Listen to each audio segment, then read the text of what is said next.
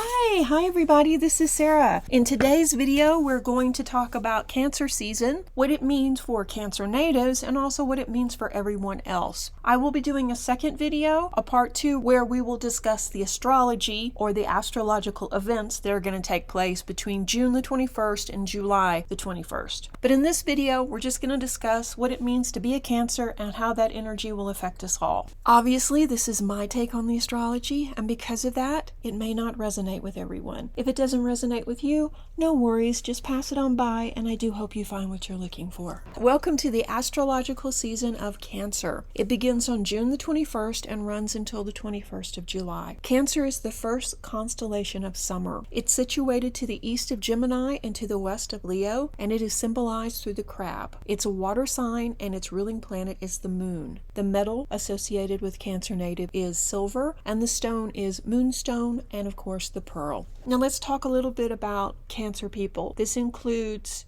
Sun, Moon, and Rising sign. Cancer people are warm, fun-loving, sincere, faithful, kind-hearted, supportive, righteous, and strong people. I don't think that they get enough credit for being as strong as they are, but if you spend any time with a Cancer native, then you'll know they've been through some stuff, and they've come out on the other side still optimistic. Cancers normally don't end up bitter or resentful of the past. Usually they take it in stride and they just keep moving forward. And they're also very intuitive and empathetic. If we had to pick one sign to sum up empaths, I would say it would be Cancer. That doesn't mean that all Cancer natives are empaths. No, they're not. You can be any sign and be an empath. But I think that the traits that Cancer carries are something that empaths maybe should strive for as well. The downside of being a Cancer is they're also very emotional, they're very sensitive, and they're suspicious. They often feel insecure, and they're hard to please and prone to meltdowns. Usually this is caused by overgiving, being stressed out because they're helping everyone else and not taking care of themselves, or burning out from too much work. Cancer natives like nice things, and they're not afraid to work for them. Unfortunately, if someone comes along and offers them overtime, they're likely to take it. If someone else comes along and asks them to help them move in their spare time, they will then give up sleep or give up self-care to help that person. So Cancer does have some issues with boundaries too. And did you know that Cancers are considered to be the best parents of all the zodiac signs? Family and home life are a priority of Cancer natives, and they're very much about making the situation fair. So if it's a blended family, whether it's adopted or step siblings or first marriage, third marriage, whatever it may be, you don't have to worry with a Cancer parent. All the children will be treated equally, and they will go out of their way to make sure that everyone feels heard, feels supported, and feels loved. Cancers really are the best parents. Male Cancers are usually quite handsome. They're usually quiet individuals, and they're considered to be thoughtful, smart, and usually good people in general, someone very trustworthy. Female Cancers are very pretty, upbeat, and very caring. They often complain, though, that relationships can go from romantic to maternal quickly, but hey, you know, some people are searching for a mom rather than a partner, and they see the effortless way a Cancer can nurture more as a maternal trait than a spouse's trait or a partner's trait. So it's not anything the Cancer is doing wrong, it's just the people that they're choosing. And unfortunately, I see this a lot with Cancer women. They tend to have a rough time dating because they love everyone and they love very easily, but they have a warm spot in their heart for the underdog. Cancer can see the potential in almost everyone, and because they don't judge people, they're more likely to form friendships with people that need help and need support, and quite often take advantage of Cancer's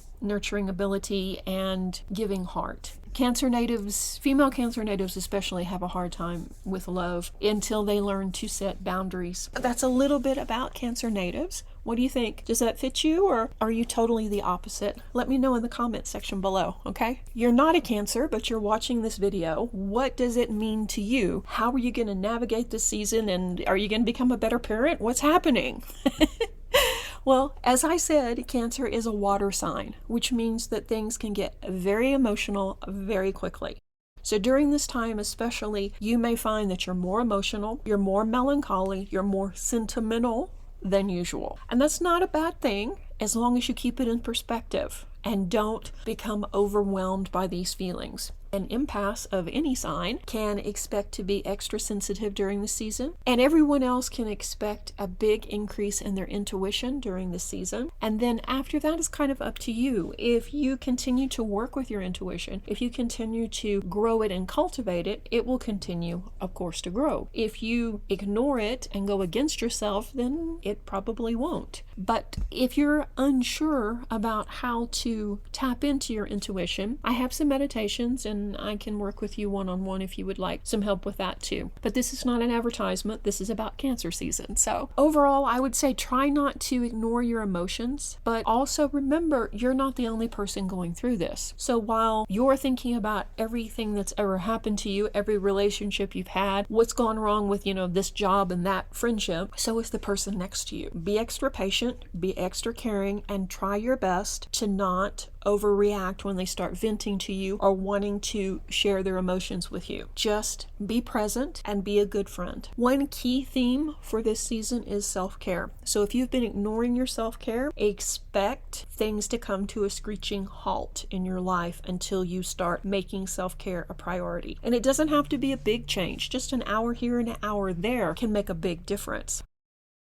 But the time for overworking and constantly hustling is over, at least for the summer. You need to spend some time nurturing yourself, taking care of yourself, listening to your body. And that's different things for different people. For some people, it's meditating. For other people, it's doing yoga or Tai Chi or going for a run, going to the gym, taking a long bubble bath, reading, painting, gardening, whatever restores and refreshes you. It's time to invest in that, or else you will feel the power of the burnout.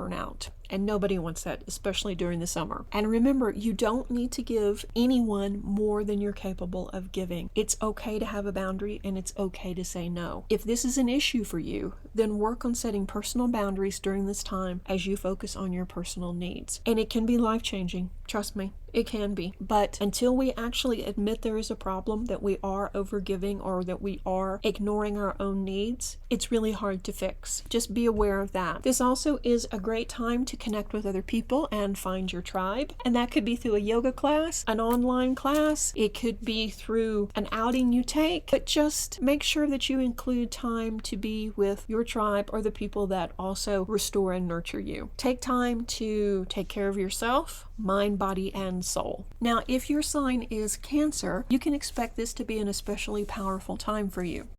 So it's a good idea to clarify your goals, pull out the journals and start writing out your dreams, start writing out synchronicities and the coincidences that are happening around you. Listen to the messages that Spirit is sending you. It may be time to change the path that you're on or change your goals. Not because anything drastic has happened. More likely you know yourself and you know what's important to you more now than you did at the beginning of the year. After Mercury and Jupiter went retrograde, and Jupiter just went retrograde, I have a video about that. I'll put it up here too. You may find that you're looking at things differently, and that's not a bad thing. It's probably what's needed. You're in a different headspace. So take advantage of this time, Cancer natives. When we arrive at your birthday in 2022, what do you want to have accomplished? Where do you want to be? And I think that would be a great way for you to use this energy. All of us can spend time in self-reflection and acknowledge that, yeah, there's some sectors in our life that we're ignoring. Maybe it's friendship because we're working too much, or maybe it's family because we're working too much, or maybe it is self-care, maybe it's our health, or maybe it's our spiritual sector. So now is the time to really look at that and see what you can do to incorporate a little bit of TLC in those areas. Harness the power of Cancer season and the summer solstice by letting your intuition guide you with this as well. And don't be afraid to listen to that small voice inside, because has it really ever let you down? Probably not. There will be a second video for Cancer season where we will look at the astrological happenings